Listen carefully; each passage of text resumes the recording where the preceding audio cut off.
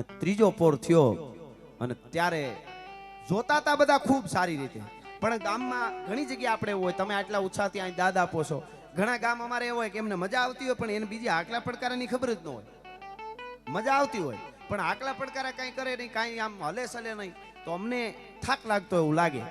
એમાં અહીંયા નટ અને નટડીને એને શું થયું, થાક લાગ્યો.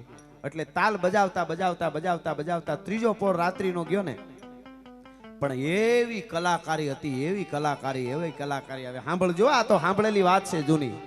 જે સાધુ જોતા હતા, બ્રહ્મચારી સાધુ હતા, એ સાધુએ આ તાલ ના બધું આનું કલાકારી જોયું. સાધુને એમ થઈ ગયું કે આ હા હા હા, આ બે માણસનો સંસાર, આ સંસારનો રસ, આ સંસાર, અને ભગવાને ક્યાં ના પાડી છે. અને એક પછી જોગી જે સંસારી સાધુઓ જે હતા આપણા મહાન સંતો, એના મનમાં નામ માંડ્યો લેવા સાધુ, કે ફલાણા જોગી પરણેલા